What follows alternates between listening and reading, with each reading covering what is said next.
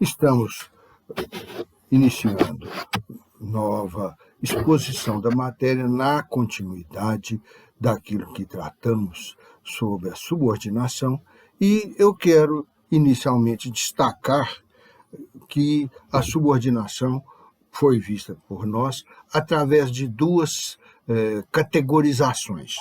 A primeira delas é quanto às modalidades de subordinação. Eu expliquei que essas modalidades partiram da inicial, da clássica entre elas, que é aquela pela qual o empregado, tendo cedido a direção da sua aplicação de força de trabalho, de energia pessoal laboral ao empregador, este tem à sua disposição a faculdade de dar ordens ao empregado, dirigir a sua prestação pessoal de serviço a cada momento, a cada nova necessidade, a cada novo gesto que o empregado tem que praticar. E evoluiu depois para formas de subordinação ligadas à sociedade, como a subordinação social, a subordinação econômica, a subordinação técnica, à medida que esses respectivos aspectos foram se desenvolvendo e se tornando mais relevantes dentro das relações de emprego.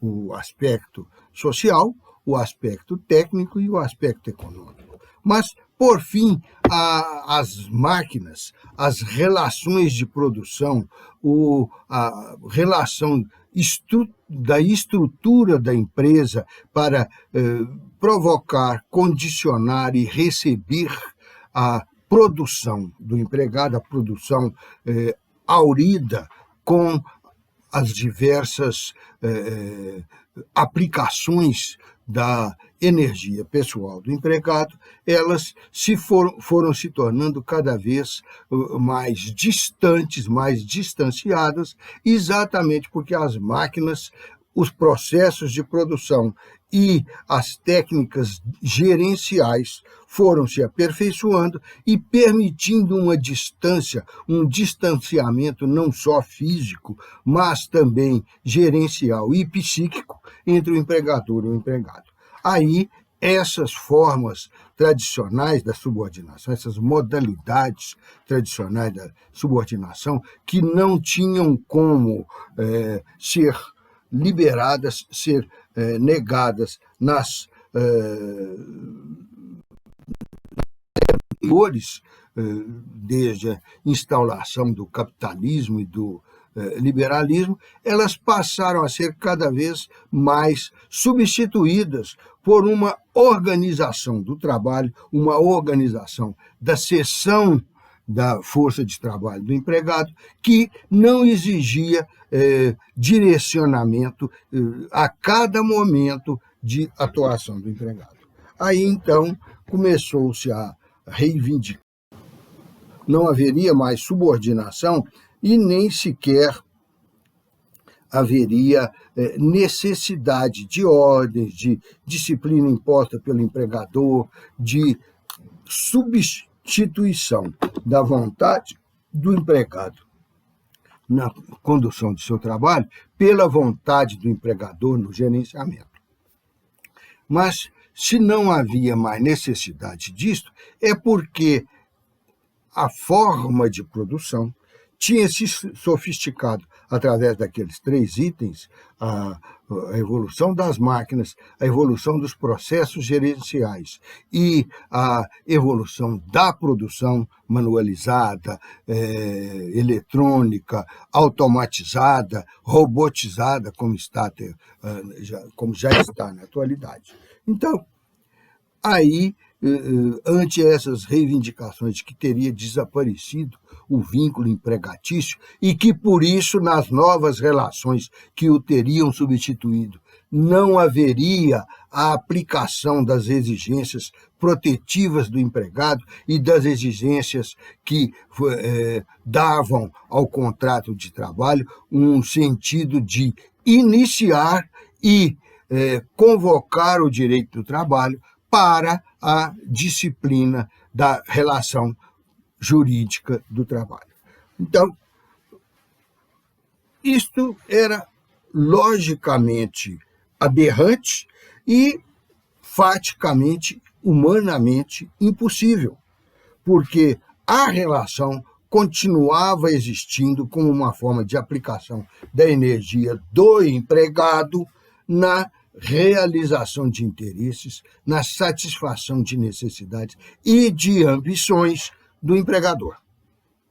Então, através de intensos debates e estudos, chegou-se ao ponto mais moderno. Eu falei para vocês que aquela subordinação clássica das ordens contínuas do empregador sobre o empregado era a mais antiga. Agora, depois da evolução, passando por essas todas, ou melhor, acumulando estas todas, porque elas não desaparecem, mas acumulando essas todas, chegou-se a uma fase de subordinação ou modalidade, como eu vinha chamando até agora, em que não há uma constância e nem uma continuidade e nem uma frequência muito grande de ordens do empregador, de império ostensivo do empregador sobre o comportamento do empregado.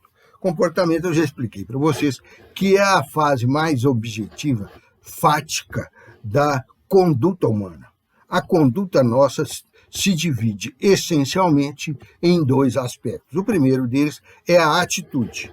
É uma aplicação, a uma conformação de uma faculdade psíquica em que nós nos tornamos convencidos ou pela nossa própria consciência, pela nossa própria convicção, ou pelas ordens, pelo mando, pela direção do empregador.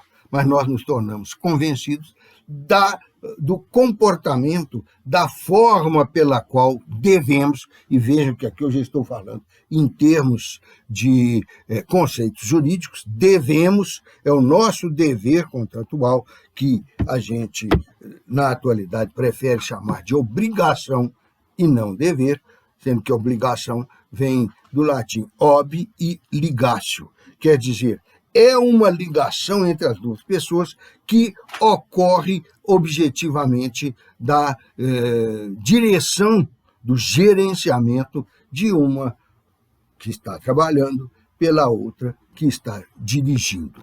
Então, esta nova, mais moderna forma de subordinação também já tem as suas pequenas diferenciações, diversas diferenciações dentro da mesma modalidade que se chama de subordinação estrutural. Dentro da subordinação estrutural, nós podemos ver a objetiva, podemos ver a ideológica, podemos ver a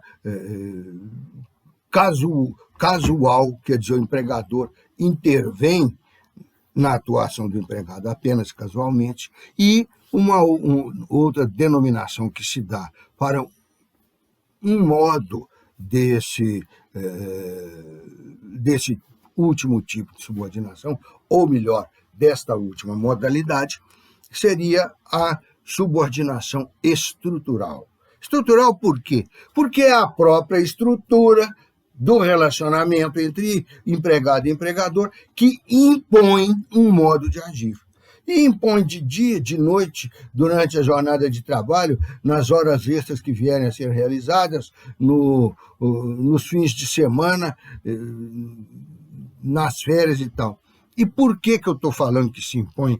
Inclusive no momento em que não está sendo aplicada a energia do trabalhador na realização dos interesses, dos objetivos do empregador.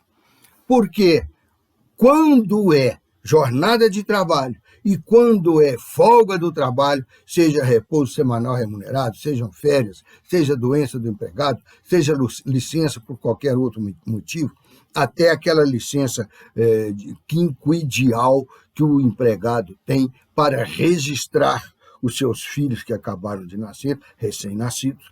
E tudo isto é determinado dentro da relação de emprego e a partir do contrato de trabalho.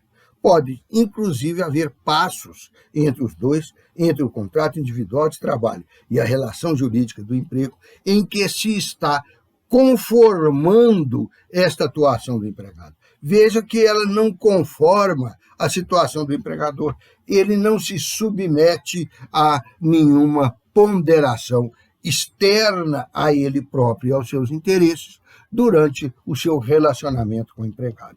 Pelo contrário, as obrigações que ele tem, que são essas de reconhecer as licenças quando elas, as interrupções do trabalho, as suspensões do trabalho, as ineficácias do contrato de trabalho, quando elas estão mediando a relação, obrigando o empregado e não obrigando o empregador, a não ser naqueles pontos chaves, a limitação da jornada de trabalho, os momentos de interrupção, de suspensão e de ineficácia do contrato, quer dizer, através dessa ineficácia, a inexigibilidade das posições tomadas durante a relação de emprego e através do próprio desempenho da relação estabelecida contratualmente entre as duas partes.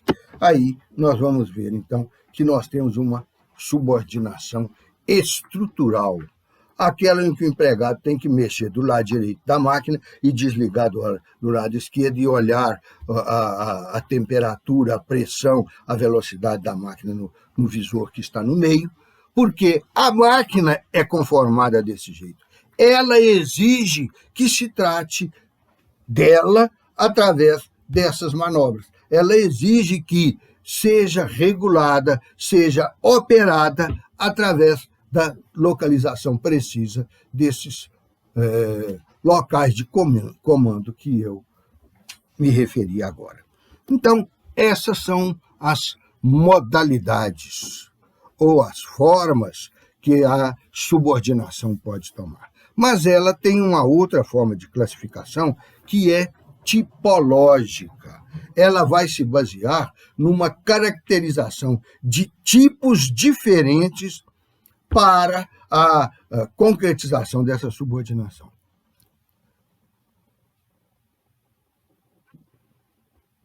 Esses tipos, é claro, vão derivar de algumas diferenciações entre as subordinações, nos casos e noutros casos. Por isso é que a gente encontra no direito do trabalho um casuísmo muito grande, uma ordenação geral dele que é muito baseada nos casos concretos. Nós vamos voltar a falar isso com mais detalhe a hora que estivermos tratando dos princípios do direito do trabalho. Por enquanto, basta saber que há um casuísmo, que esses casos diferentes tornam também diferenciados alguns tipos de subordinação que, como tipos, eles derivam de uma caracterização tipológica, de uma classificação pela tipologia, pelas formas de apresentação da subordinação. E a primeira delas é a subordinação subjetiva. Isto é uma que incide bastante e que necessita bastante de um relacionamento gerencial, administrativo, direto e constante do empregador sobre o empregado. É, então, a sugestão do empregado às ordens diversas e constantes recebidas do empregador. Ordens essas que, então, são pessoais e diretas. Então, esse primeiro tipo, é subjetivo, porque ele ele acontece através da atuação constante de ordens expedidas pelo empregador sobre o empregado, para a conduta do empregado, para a cessão da energia pessoal produtiva que o empregado vai fazer em consequência do estabelecimento da relação de emprego pelo contrato individual de trabalho. Mas, além disto, então, podemos detalhar, podemos dividir essa atuação direta do empregador sobre o empregado, essas ordens pessoais, em dois tipos. As que partem direto do empregador, e por isso o nome dela é exatamente diretas, ou então aquelas que partem dos pressupostos e das primitivas rotinas de conduta que, naquela época, já vinham começando a ser usadas e que aí nós temos uma subordinação ou ordens indiretas. Diretas porque o empregador expede diretamente e verifica a aplicação delas. E indiretas porque, para zelar pelo interesse dele, empregador, em receber aquela força de trabalho do empregado, ele tem uma estrutura empresarial composta de diretores, gerentes, subgerentes, chefes de equipe, chefes de grupo de trabalho, chefes de turma de trabalho. Então, nós estamos falando aqui, é uma hierarquia descendente de pessoas dotadas, nem que seja apenas por delegação, ao contrário do próprio empregador, que é, por ser proprietário, detentor dos bens de produção. Mas esta hierarquia, então, descendente, vai culminar com a sua chegada ao empregado, não mais como hierarquia impositiva, como possibilidade de ordens para a atuação do empregado. Vai chegar a ele já como essas ordens cristalizadas e expedidas para que ele, subordinadamente, exerça a sua função. Mas aí nós vamos ver que tem também um outro tipo, que é o da subordinação indireta e objetiva. Vejam que nós estamos fazendo, na verdade, não são tópicos ou tipos completamente estanques.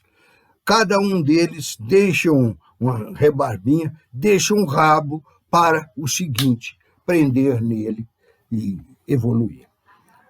A objetiva, a subordinação objetiva, então, é aquela que ela busca uma caracterização da atividade laboratícia vinculada não só à atividade do empregado, mas a essa atividade no âmbito do próprio empreendimento, no âmbito dos interesses da empresa, do grupo subordinante, do grupo econômico como um todo, porque a própria conformação desse grupo, com as suas chefias hierarquizadas ou isoladas, com a sua disposição e os resultados pretendidos, e à medida que se vai passando o tempo, que se vão evoluindo as relações de emprego, também com as formas por elas adotadas e que, através da sua própria do seu próprio modo de agir, e com esse modo de agir que se exterioriza, se caracteriza pelo exercício de atividades programadas, de atividades constantes, mas já pré-determinadas, pré-concebidas, de tal maneira que ele não precisa de receber uma ordem por dia, uma ordem por minuto, uma ordem por hora, um caminho para ser seguido. A própria conformação das atividades dele e da empresa já apresentam para ele uma forma de atuação mais constante, que é uma forma integrativa do empregado à própria empresa, ao próprio empreendimento do empregador. Aí vamos ver que esta integração, a hora que ela vai se tornando ostensiva, ela já está partindo para um outro tipo, uma outra diversidade tipológica, igual o vírus do corona, ou o coronavírus, que já tem várias variações, que esquisito, né? Vamos pegar o termo técnico, científico, daquelas ciências biológicas e zoológicas. Uma nova cepa, igual tem a cepa de uva, que uma dá vinho melhor, outra dá vinho pior. Tem a cepa de milho, a cepa de determinados animais, a cepa do coronavírus, que agora surgiram outras que estão dizendo que são mais agressivas, são mais mortais, são mais contagiantes, e que então se aplica ao nosso caso,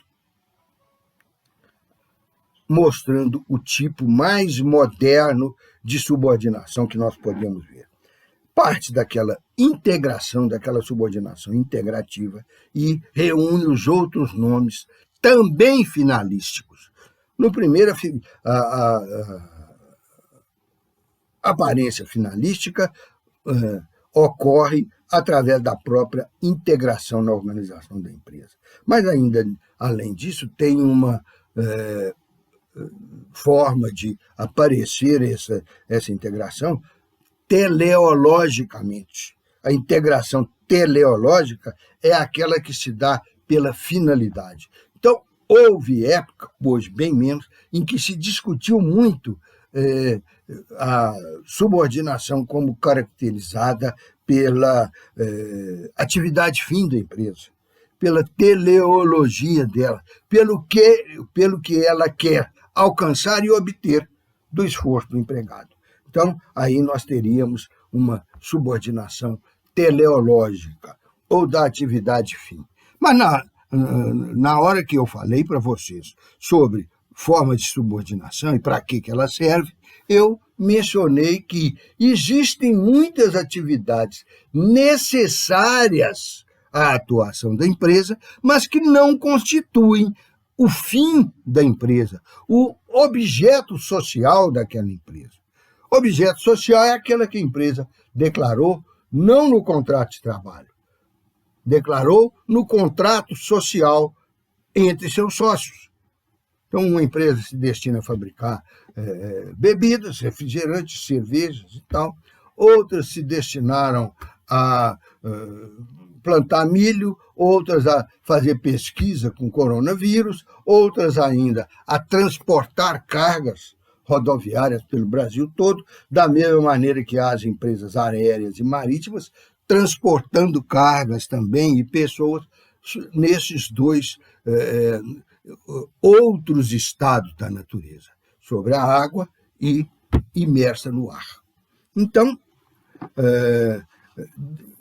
por isso, este modelo que foi adotado pela finalidade da empresa, começou a vazar água, começou a não se dar muito bem, porque ele tinha que se aplicar pela própria filosofia, pela própria ideologia da justiça do trabalho, ele tinha que se aplicar em situações que não eram atividade fim da empresa, era atividade meio, como a gente chama.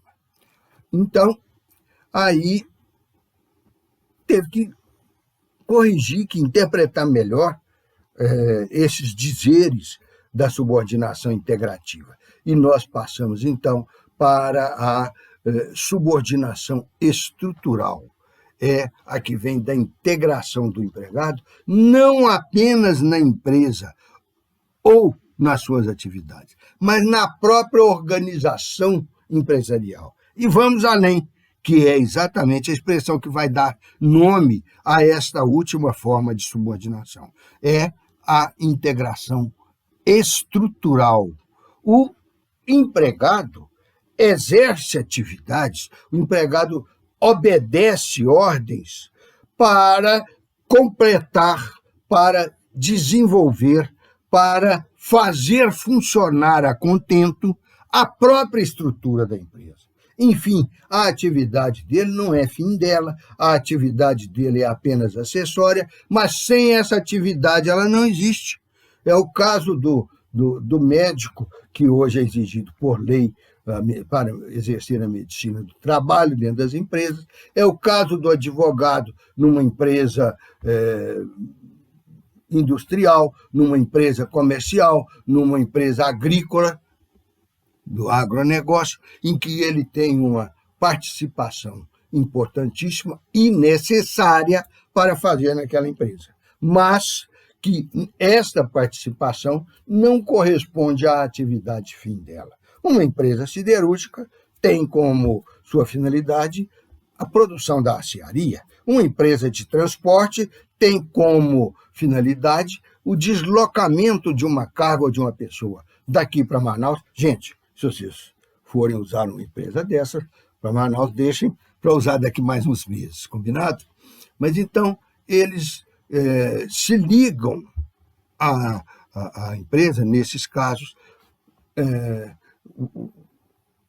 os motoristas, os metalúrgicos e siderúrgicos e tal, como atividade, como exercentes da atividade fim da sua empresa, da empresa em que ele trabalha.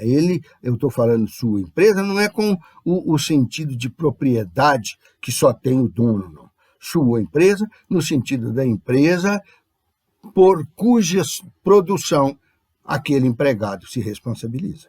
Ou porque ele tem uma partezinha que, se não for feita, a produção não chega no final a contento.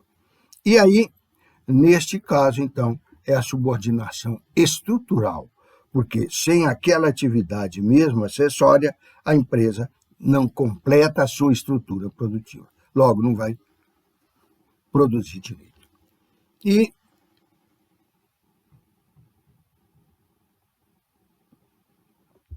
eu falei agora dos tipos. Antes eu tinha falado dos tipos de integração, e depois eu falei das formas conceituais, que dependem muito da prática, porque dependem da forma como ocorre a relação de poder entre o empregado e o empregador. Agora nós vamos falar de uma terceira característica, aqui já centrando no contrato de trabalho, que são as suas modalidades.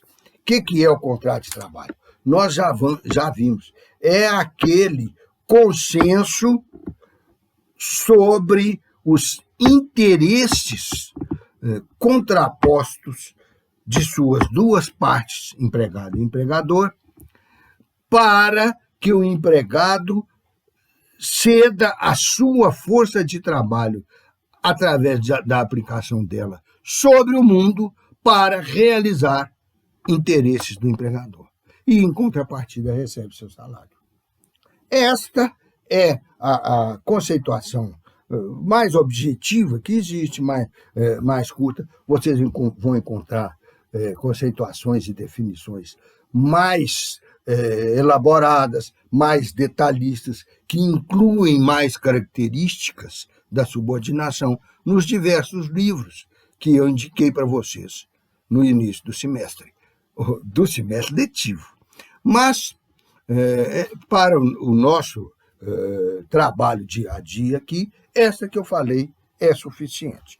Então, vamos ver essas modalidades do contrato de trabalho. Ele serve para isso. Então, as modalidades dele, os modos pelos quais ele opera, serão aqueles que empregado e empregador definiram montando a sua relação, contratualmente definiram no momento de formar ou reformar o contrato, que ele pode vir a ser alterado durante seu uso, durante seu período de vigência. E eles convencionaram aqueles limites para o contrato que vão reger esse contrato através do tempo. Todas as modalidades se baseiam, aqui é uma outra ideia importante, na temporalidade do contrato de trabalho.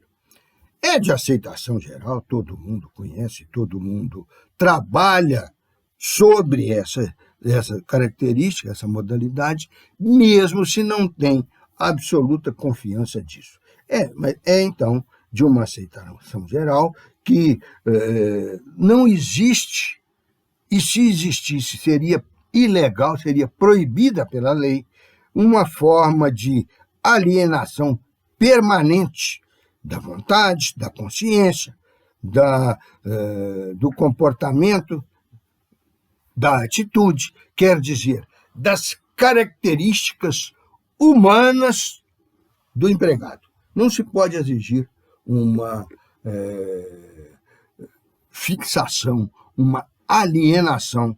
Lembrem-se do último aspecto, da última característica da relação de emprego, do contrato de trabalho, do direito de trabalho que nós vimos, que foi a alteridade. Quer dizer, a alteridade mostra que o empregado aliena a sua vontade, a realização do seu interesse e o seu esforço personalístico pessoal. Personalístico é porque é referente aos dados intelectuais, aos dados psíquicos dele. E pessoal quer dizer que é dele em dois sentidos. É para ser feito pela movimentação de sua pessoa, submetendo essa pessoa, que é uma noção jurídica, às regras jurídicas que o prendem ao empregador. Mas também é pessoal, porque não é uma tarefa em que seja possível a substituição do homem pela máquina. Nem que seja para dirigir a máquina, é preciso de haver uma consciência humana mandando nisso. Daí que aquele último tipo da subordinação, de acordo com a sua forma de exercício, o último tipo foi exatamente a integração na estrutura da empresa. Integração e estrutura é que são os dois marcos, os dois caracterizadores daquele tipo. Agora, aqui nós temos o limite desta integração ilimitada. Esse limite é a previsibilidade de um fim para o contrato. Nós podemos ter contratos que já têm esse fim previsto, nós vamos ver aqui agora mesmo, que são os contratos por prazo determinado. E vamos ter outros em que não ocorre uma... Gente, deixa eu explicar melhor esse pedaço, que eu achei que ficou meio confuso. Nós temos contratos por prazo determinado e contratos por prazo indeterminado. Por quê? Porque esses últimos, os de prazos indeterminados, não têm uma visão, um prenúncio, um pré-estabelecimento do término do contrato. Já o outro, o de prazo determinado, o próprio nome está mostrando. O contrato visa viger, visa alienar para o empregador a força de trabalho do empregado e oferecer como contraproposta dela o salário para o empregado. Mas aí vem um negócio. Todos dois, tanto os de prazo determinado, que tem um fim previsto, quanto os de prazo indeterminado, que terão um fim também, só que não está previsto. Não está previsto quanto ao tempo, quanto à data de extinção, é claro. Previsível e previsto o fim do contrato existe para todo contrato. Todo contrato tem isso. Mas, entre esses previsíveis, nós estamos aquele que já definiu a sua data, o seu fato ou a sua condição extintiva. E temos aquele que simplesmente deixa correr. Hoje ele é empregado, amanhã ele é empregado, ano que vem tem-se a expectativa de que ele vai continuar sendo empregado, e por isso não tem prazo extintivo determinado. Se não é determinado, então é indeterminado. São os prazos indeterminados do contrato.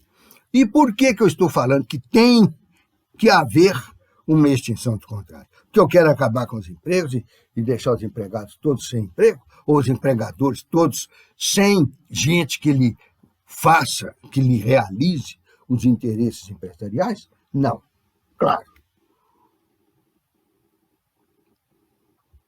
Não existe possibilidade de um contrato não extinguível simplesmente porque o contrato é humano. E o que eu quero dizer com isso? Que ele se liga à vida, à atuação e à permanência do homem na face dessa terra do Covid.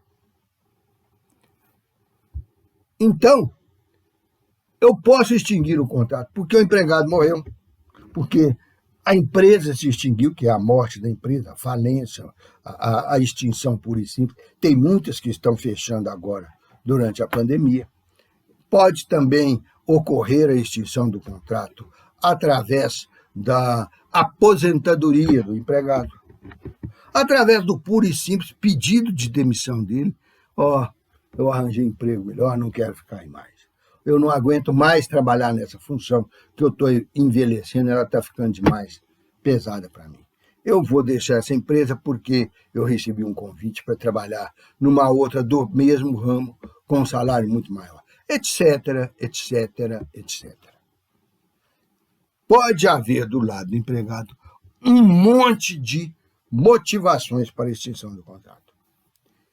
Da mesma maneira que pode haver do lado do empregador, alguns que eu falei aqui são dele, a extinção da empresa, a falência da empresa, etc. Mas, no caso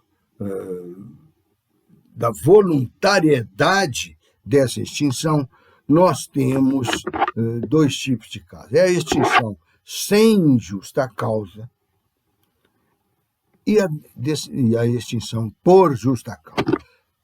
Esta por justa causa está no artigo 482 da CLT, quanto àquelas justas causas que foram realizadas pelo empregado. E no 483, as justas causas que foram realizadas pelo empregador. Então, aqui nós já estamos começando a entrar no funcionamento do contrato de trabalho. E vamos um passo à frente nesse aspecto. O empregado cometeu uma falta, quer dizer, cometeu um descumprimento ou ao contrato de trabalho, ou ao direito do trabalho que rege a relação de emprego, ou aos costumes e habitualidades que foi implantada com o serviço dele para aquela empresa. Então, implantada pelo serviço, uso, costume e habitualidade. Implantada pela própria empresa ou implantada na gestão, no seu exercício de comando, de direção, de administração, no seu exercício da subordinação sobre o empregado. Aí, aquelas condições que estão no artigo 482 são as faltas, as falhas que o empregado pratica e que dá direito ao empregador de mandá-lo embora, inclusive deixando de pagar uma série de verbas trabalhistas, funcionais, indenizatórias, rescisórias, assim por diante. Então, é errado o que normalmente a gente ouve no meio dos operários. Eles viram e falam, você foi desempregado? Fui. Por quê? Porque o empregador me deu uma justa causa. Normalmente eles falam que o empregador deu uma justa causa nele para dizer que o empregador aplicou a eles uma das alíneas do artigo 482 com uma consequência extintiva do contrato de trabalho e da relação de emprego. Então, quem deu a justa causa não foi o empregador, foi ele. Ele é que tornou justa a atuação do empregador de demiti-lo e de capar essas verbas que são dispensadas no caso de... Até férias proporcionais são dispensadas no caso de justa causa dada pelo empregado. Então, veja, a justa causa do 482 foi dada pelo empregado, por isso ela torna justa, ela é uma causa justificadora da atuação do empregador ao demiti-lo. Já no 483 da CLT, nós vemos o contrário. São cláusulas que o empregador pratica, que o empregador, com elas, compromete o interesse do empregado, falta aos seus compromissos com o empregado e, por isso, dá direito ao empregado de considerar encerrado o contrato de trabalho por culpa do empregador.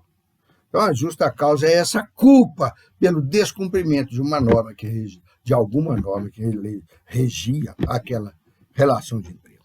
E aí nós vamos ver só mais um detalhe aqui, antes de passar para os tipos desses contratos de trabalho quanto ao tempo. É o seguinte,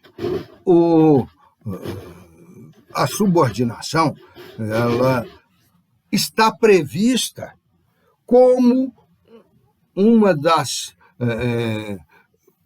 obrigações impositivas indispensáveis do contrato de trabalho, de tal maneira que a desobediência a alguma dessas normas do contrato, da habitualidade, do costume, do uso,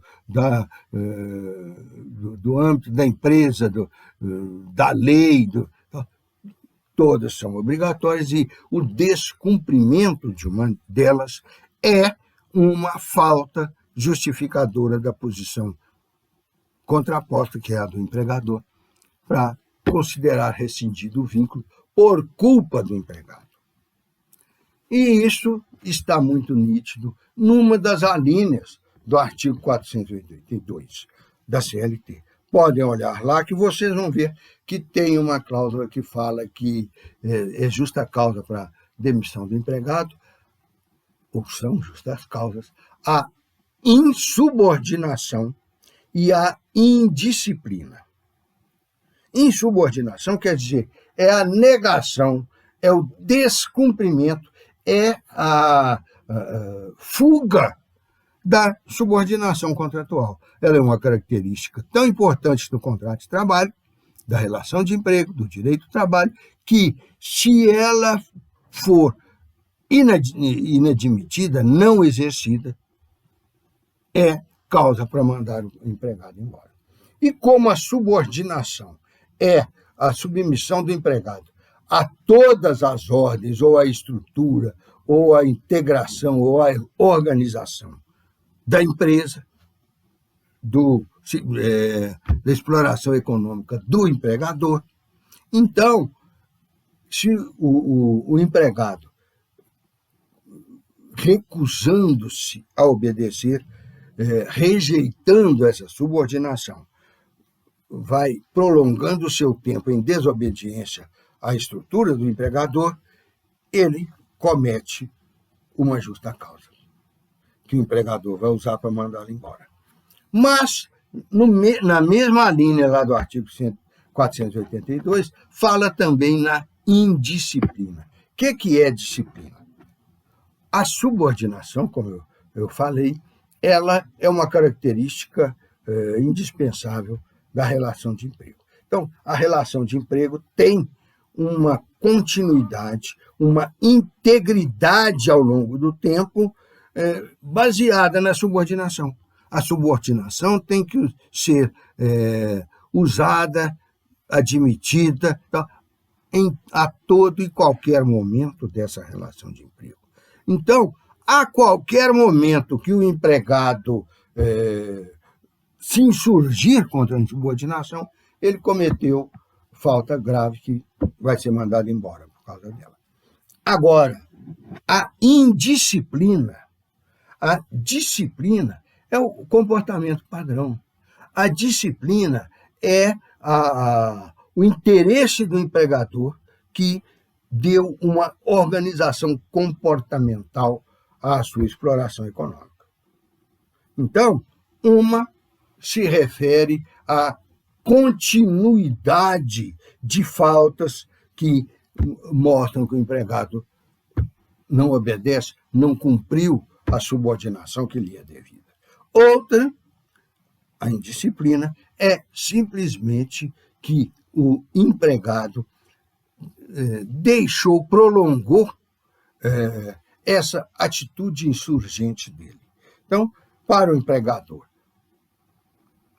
tolerar a indisciplina, a não obediência à disciplina imposta pelo empregador, é claro que tem que ser um ato de menor dano, porque se o empregado cometeu esse ato hoje, o empregador admitiu não mandá-lo embora, torna a cometer amanhã, depois, e a reiteração é que vai fazer o empregador mandá-lo embora, então, porque é um ato de menor gravidade. A acumulação dele é que mostra a indisciplina, mostra a tendência do empregado para não se submeter às rotinas subordinativas do empregador e de seu complexo econômico. Então, essa temporalidade que começa lá com a morte, com a falência, com a aposentadoria, com o pedido de demissão ou com a ordem de demissão, vai passar para dentro do contrato, que aí são atos pessoais das partes. Vai passar para dentro do contrato para se refletir na conduta do empregado enquanto subordinado. Da mesma maneira que no artigo 483 tem a face contrária disso, que é quando o empregador descumpre as suas obrigações contratuais. Então, vejam que há um paralelismo entre empregado e empregador quanto às justas causas. Então, podemos encerrar isso e vamos entrar nas duas. Eu falei que o contrato tem uma temporalidade. E, inclusive, dei algumas características da temporalidade. Nós vamos, então, ver, em consequência disso, contratos que já têm essa temporalidade prevista e contratos que não a têm prevista. Ela existe, mas não está explicitamente prevista no contrato. Vamos explicar isso melhor. São contratos por prazo determinado e indeterminado. Como eu expliquei logo atrás, num dos itens anteriores, o serviço do empregado, a cessão da força de trabalho, da energia laboral do empregado, ocorre pela integração dela à organização da empresa. Consequentemente, se aquela função, se aquele exercício de atividade, se aquela aplicação de energia na mudança do mundo não for uma necessidade permanente da empresa, for algo esporádico, algo eventual, vejam que a não eventualidade é que é característica do contrato de trabalho. Se aquela prestação for eventual, aquilo ali não constituiu relação de emprego. Então, nós não temos uma relação de emprego momentânea, uma relação de emprego eventual, uma relação de emprego pontual na vida das partes do contrato. A relação de emprego demanda um tempo para o exercício dela.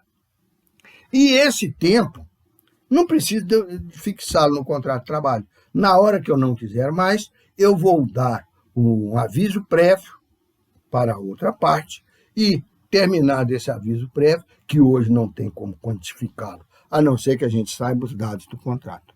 Mas, terminado esse aviso prévio, está encerrada a relação de emprego. E aí vamos pegar esse negócio desse aviso prévio não poder ter um tempo pré-determinado sem conhecermos as características do contrato. Ocorre que o contrato de trabalho, ele tem a tendência mais intensa de ser durativo, de se prolongar no tempo. Então, aí ele não precisa de mencionar data de extinção, nem nenhuma forma de extinção. A hora que o empregador quiser, ele vai lá e dá o aviso prévio. E esse aviso prévio, nos últimos 8 anos, 7 anos e meio, 8 anos, ele passou a obedecer com 20 e tantos anos atrás, 25 anos de atrás, se não me engano, não vou fazer a conta aqui para ver se é isso mesmo, não, mas há 25 anos aproximadamente atrás, a Constituição, promulgada no dia 5 de outubro de 88, falava que o empregado tinha direito a aviso prévio com 2 condições. Primeiro, conforme a lei determinar, sendo que ela vai se subordinar, outra subordinação que não é a nossa, que ela vai se subordinar ao tempo pelo qual o empregado prestou a sua força de trabalho ao empregador. E segundo, que a correlação dela com esse tempo vai ser determinada por lei ordinária, lei trabalhista. E só depois desses 25 anos é que vieram o Congresso Nacional, com o presidente da República ali fazendo proposta, sancionando a lei, vetando o que ele achava que não devia e tal. Então, o conjunto dos poderes legislativo e executivo é que eles vieram a obedecer à ordem do poder constituinte que estava expressa na Constituição. Isto, gente, acontece muito na Constituição, com as normas constitucionais e até com normas de CLT, é a resistência indevida, ilegal, aos comandos do direito do trabalho para a relação de emprego. Porque, já que está na Constituição, mas exige uma lei ordinária, enquanto não houver essa lei ordinária, aquilo não está valendo. E para esse período, a própria Constituição falava que até vir a lei ordinária que regulamentasse esse caso, aliás, ela não fala nisso, ela fala que no prazo mínimo de 30 dias. Já que não havia nenhuma lei para regulamentar a diversidade dos prazos, a diversidade dos cálculos, ficou valendo, durante esses 25 anos, o prazo de aviso prévio de 30 dias. E só depois de feita a lei é que passou a valer, que são 30 dias, mais 1 ano para cada ano trabalhado, no máximo de 90. Já houve também julgados que disseram que esse aumento de 1%, de um dia a cada ano, é inconstitucional, porque promove, desiguala as pessoas que têm um fato gerador de seus direitos igual, que é o tempo de serviço, que é o fato de que a cada ano eu recebo mais um dia. Então, se no máximo de 90 dias, quer dizer 30 mais 60 deste período acrescido, os 30 iniciais e mais 60 do período acrescido. Mas vamos tocar para frente, então. Este é o contrato por prazo indeterminado. A gente só vai saber que hora que ele vai determinar se acontecer algum daqueles fatos extintivos da relação de emprego que eu falei para vocês. A empresa fechou, a empresa foi à falência, o empregado morreu, o empregado pediu demissão, o empregador o demitiu sem justa causa, ou um dos dois cometeu falta grave e, por isso, provocou a justa causa para o outro extinguir a relação de emprego, assim por diante. Nesse caso, o contrato é por prazo indeterminado, porque eu não previ motivo e nem prazo para ele interromper. Aí nós vamos ver duas coisas. A primeira delas é que se contrapõe a esse contrato por prazo indeterminado aquela inovação jurídica do prazo determinado. Por que eu falei inovação jurídica? Na primeira versão da CLT, no dia que ela foi promulgada a primeira vez, o decreto lei que a impôs foi promulgado, já se colocou lá este tema. Então, o contrato por prazo determinado não é novo por causa disso, não. Ele é novo porque ele não participa da conceituação básica, essencial do contrato de trabalho e da relação de emprego. Porque, pela natureza dessa relação, ela tende a permanecer no tempo. Tanto que se exige que ela tenha a não eventualidade. Mas, em determinados casos, quando justificado pela legislação, quando está escrito lá em alguma lei que não tem a indeterminação de prazo, ou que o contrato pode ser determinado nos tais e tais casos, esses tais e tais casos são as condições para facilitar, não, para permitir que o contrato preveja o término dele, quer dizer, que determine um prazo. E aí vamos ver o seguinte: determinou o prazo, ele tem que obedecer também às condições legais. E aí nós vamos dividir novamente em dois aspectos esta determinação.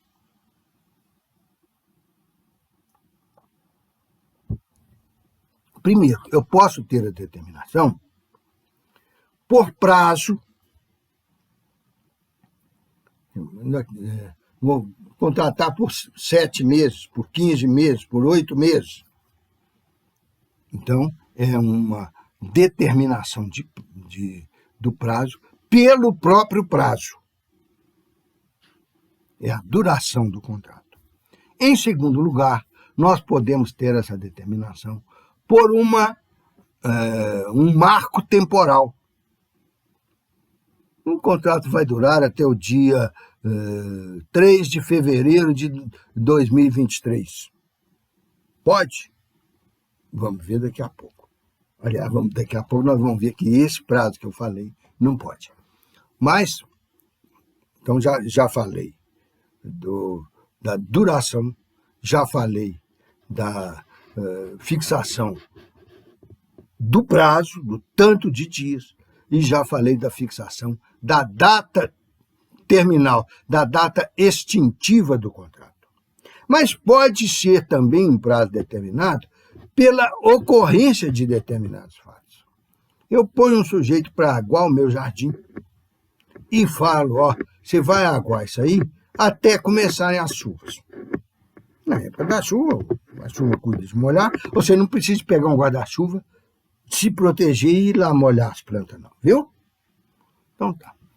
Aí, esse ano as chuvas demoraram, ano passado, né? As chuvas demoraram um pouco a começar, mas desde antes do Natal elas estão aí. Chovendo, para, chove e tal. Começaram as chuvas, que elas também são indeterminadas. Aí extinguiu-se o nosso contrato pelo fato que estava previsto como fato extintivo dele. Pode ser, por exemplo, eu crio boi, boto um peão lá para tomar conta dele e falo, você vai perder seu posto, nosso contrato vai se extinguir o dia que a boiada for entregue para o frigorífico. O frigorífico vira e fala, eu só recebo boi de 2 toneladas, de 3 toneladas, sei lá quanto que pesa um boi. E aí, um dia o cara do frigorífico passa lá mais uma vez, olha a boiada, vê, eita, esse trem já está chegando no que eu quero. Manda pesar uns 2 ou 3 bois, deu o que ele quer, ele arrebanha a boiada toda e leva embora. E que o empregado, que era incumbido de olhar a boiada, dar sal, dar vermífugo, dar alimento, ração, deixar comer capim, levar para beber água e tal, essas atividades próprias do peão de fazenda, do trabalhador rural. Então, ele, como aquilo estava previsto como extinção do contrato, está extinto. Então, são as formas de extinguir o contrato de prazo determinado pelo prazo determinado. Aqui eu não estou extinguindo eles por justa causa, que continuam a valer nesse caso e são um dos pouquíssimos motivos que podem fazer o contrato se antecipar. O contrato ser extinto antes daquele evento, daquela data ou daquele prazo determinado. Então, ele pode ser extinto, além dessa parte culposa, mas contratualmente ele pode ser extinto pela data, pelo prazo, pela condição estabelecida. Então, prazo condicional ou prazo temporal. Mas aí nós vamos ver o outro lado da questão. O que é a regra geral? A de prazo indeterminado. Ele é a regra geral porque isto é uma modalidade mais comum do contrato de trabalho, é uma caracterização e por isso tem uma presunção fática a seu favor. Quer dizer, dá-se preferência a ele de que é o de prazo determinado. Claro, o de prazo determinado castra direitos do empregado. Castra aqueles direitos de receber as verbas, todas as verbas rescisórias, algumas delas, quer dizer, castra o direito de ele prolongar o contrato ao longo do tempo. Então, por isso, ele de prazo determinado é mais restritivo dos direitos do empregado. Por isso, o que tem a preferência da lei, o que é o prioritário e o que é o recebedor, o receptor de toda a relação de emprego que não mencione prazo ou que o prazo tenha sido anulado, vai tudo para prazo indeterminado, porque ele é a regra geral. O prazo determinado é uma exceção. E ainda há outros aspectos, principalmente incluídos na nossa legislação.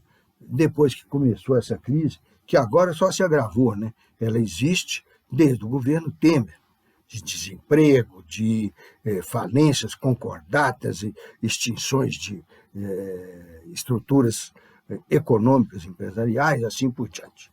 Já temos 4 anos disso. Não só os dois do atual presidente, mas também os 2 em que o Temer ficou na Previdência, depois que foi empichada à presidente anterior.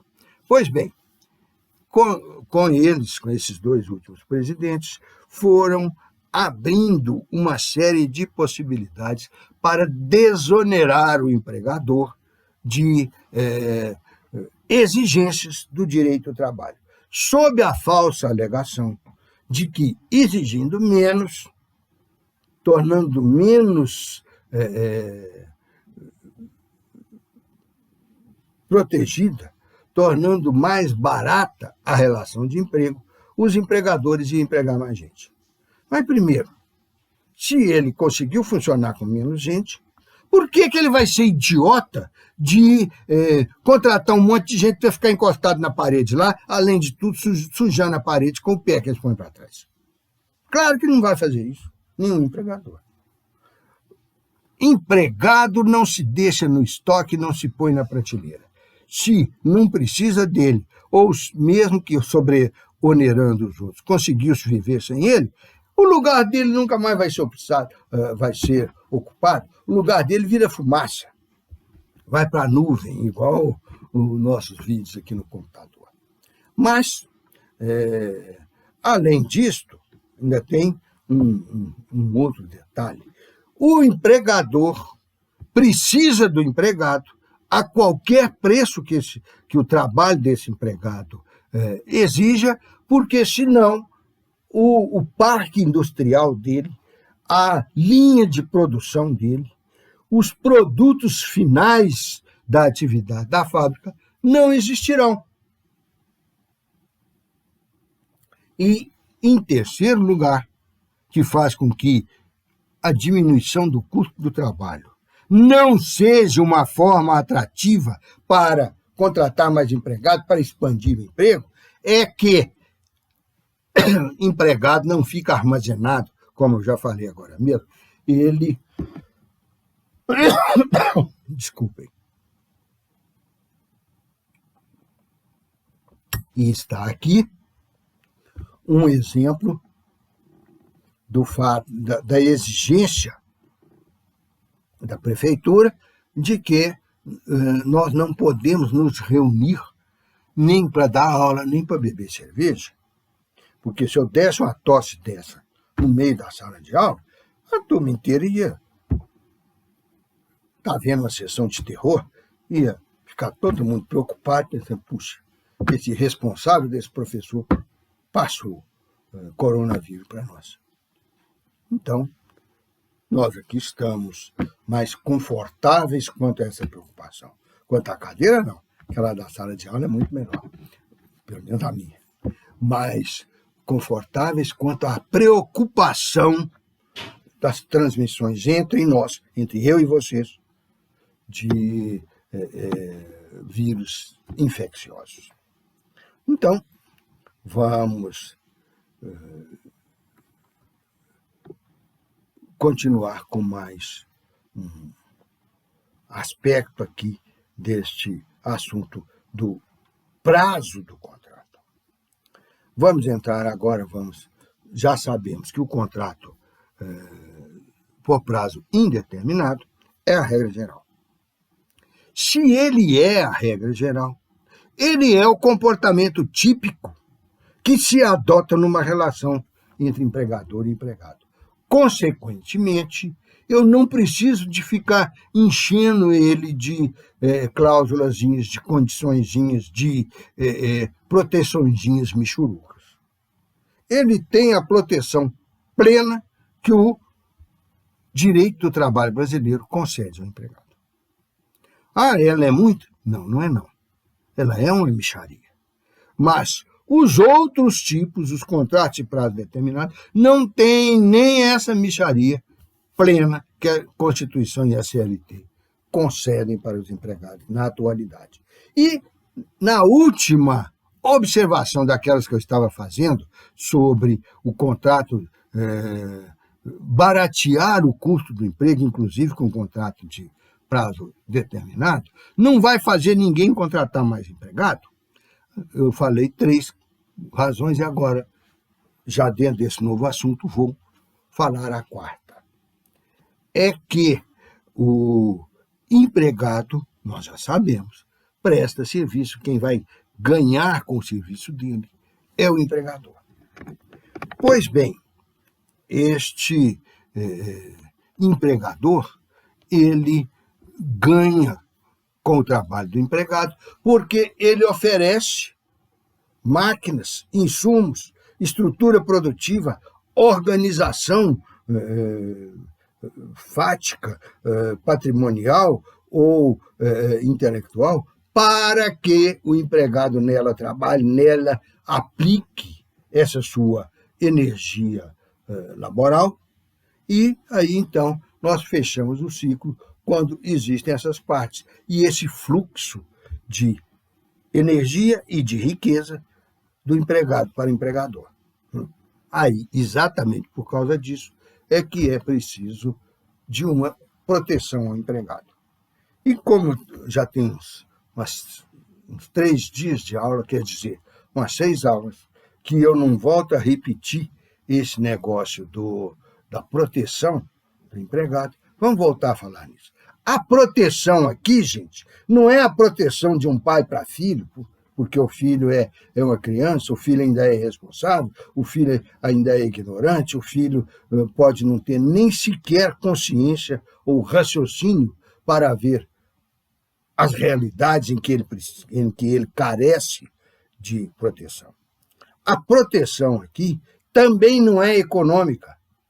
O empregador é rico, o empregado é pobre, então ele precisa ser protegido. Não. Nós podemos até ter empregado mais rico do que o seu empregador. A proteção aqui, como diz a última forma de subordinação que nós estudamos, daquelas lá de trás, é uma proteção jurídica.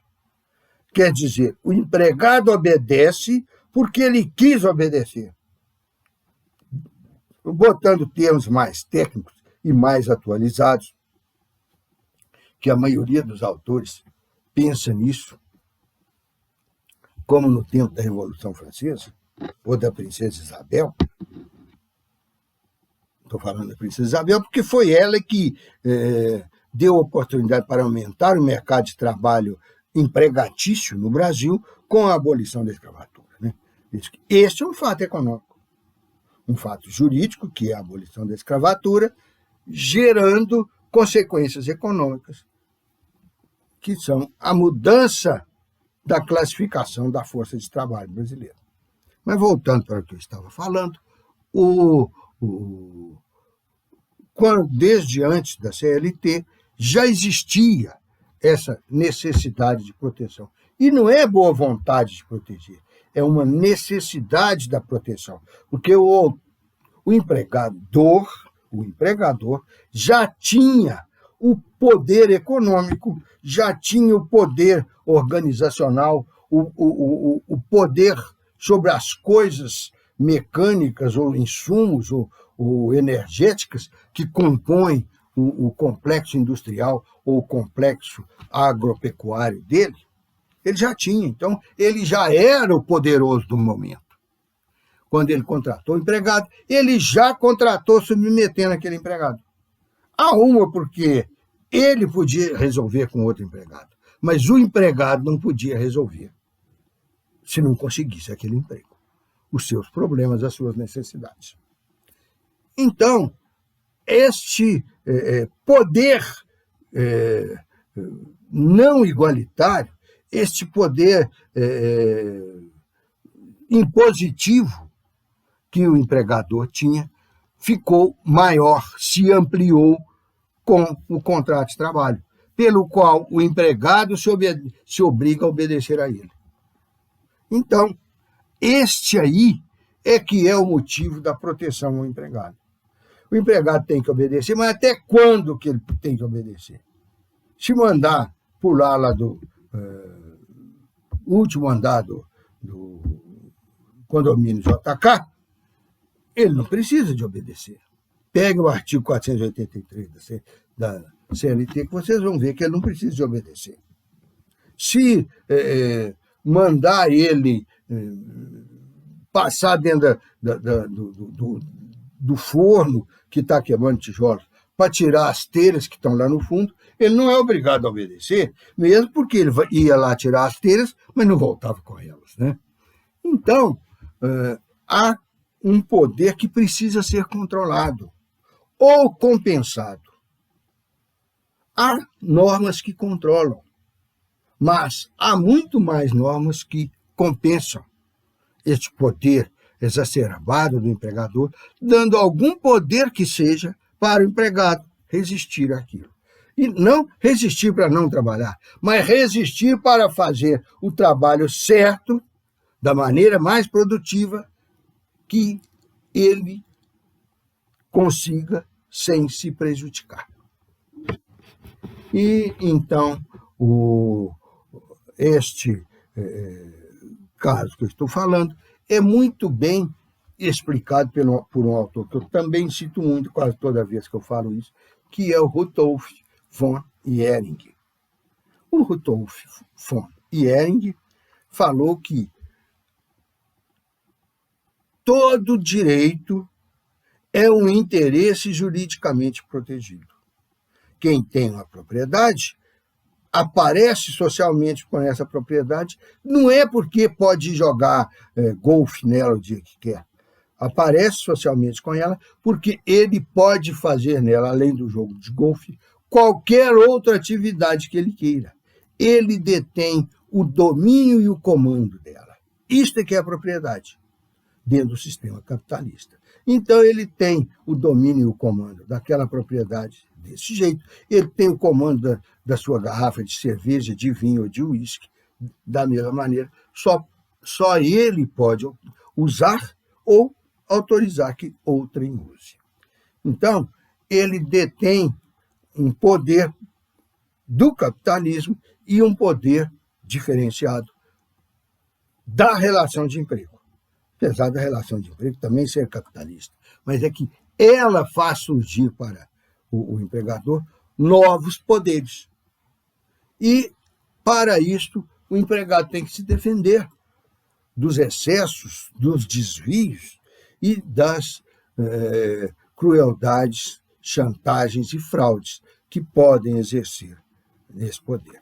Então, não é o salário do empregado que vai fazer nenhum empregador quebrar, porque há um equilíbrio dinâmico, um equilíbrio de mercado entre as forças econômicas que se digladiam, que disputam a primazia no mercado. Numa aula futura eu vou apresentar para vocês um esquema disso. Mas aqui, o que interessa para nós agora é que esta existência desse poder, concentrando muito mais na pessoa do capitalista, porque estamos num regime capitalista, porque a ideologia da nossa sociedade é capitalista. Então, quem detém o capital é que detém esse poder. Por isso, ao empregado vão caber os interesses que a lei resolveu proteger para realizar as necessidades dele. Só. Então, o fato da relação de emprego, do direito do trabalho serem protecionistas, é apenas um remendo nos direitos e na vida do empregado. Ela não é para lhe dar uma amplitude, não é para aumentar os seus direitos, o seu bem-estar, o seu poder sobre as coisas. Não, ela não faz nada disso. Ela simplesmente o protege contra o poder jurídico maior que o empregador tem. Só. Então, todo direito protetivo, ele é a favor de uma pessoa que detém menos poder jurídico dentro das relações com as outras. E o direito do trabalho é o típico disso. Talvez tenha sido o que primeiro apareceu com esta tonalidade. E daí as frases que eu falei do Rudolf von Ehring. Mas E isso é típico do sistema capitalista e coroado pelo sistema político liberal. Resumindo e dizendo melhor, isto aí é típico da sociedade burguesa, onde o burguês, o dono da cidade, não é só o que mora nela, é o que a domina, detém um número de prerrogativas muito maior do que aquele outro que passa, ou que fica, ou que mora nela, mas que não é dono dela, mas que não é dono dos bens de produção. E aí é que vem a necessidade de se olhar e de se disciplinar como é que os bens de produção podem ser voltados para a realização das necessidades sociais. O fato é que o contrato por prazo indeterminado é a regra geral, consequentemente, o contrato por prazo determinado é a exceção, é a novidade, e nesses últimos 4 anos, nesses 2 últimos governos, saiu um monte de leis que vem enfraquecendo mais ainda essa proteção do empregado. A lei do chamado contrato temporário, a lei que diminui verbas rescisórias, a lei que inibe atuações sindicais, um punhado no sentido de diminuir proteção dos interesses do empregado e, consequentemente, ampliar os do empregador. Tem 4 anos que está acontecendo isso, sob a sapientíssima justificativa de que, com isto, eu diminuo o custo do empregado e estimulo os empregadores a empregar mais gente. Pela explicação que eu dei, vocês viram que ninguém compra empregado para deixar em estoque. Você contrata o empregado na hora que você vai precisar dele. Se não precisa, mas é baratinho. E o que me interessa um trem baratinho que eu não vou usar? Então, por isto, essas normas que falaram aqui, que já foram faladas na Europa há 20 anos, 25 anos atrás, e que lá também não deu certo, lá também não aumentou a demanda por emprego, por empregados, melhor dizendo, já foi feito nos Estados Unidos, terminou com convulsões sociais lá dentro. Então, aqui também o caminho é o mesmo.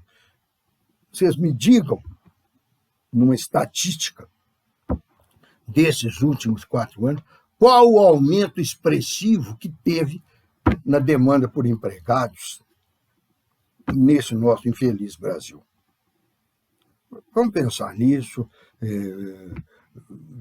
discutam entre vocês e me digam depois, e olhem aí IBGE, Fundação Brasileira, esse pessoal que faz levantamentos e estatísticas sobre isso, e depois a gente conversa.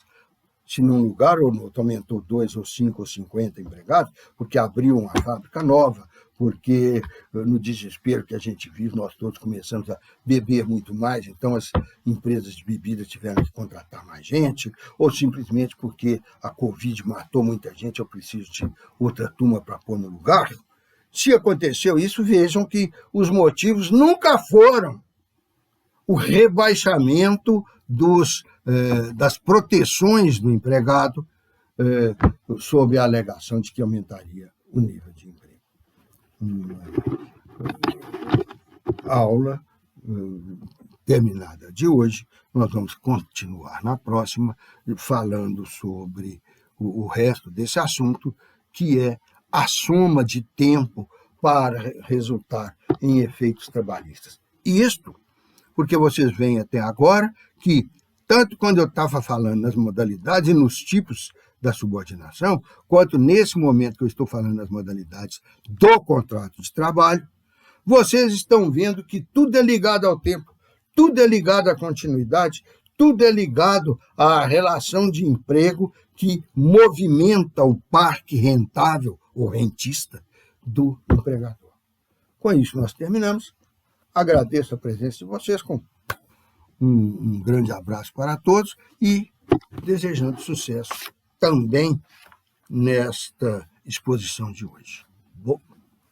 Tudo de bom para vocês.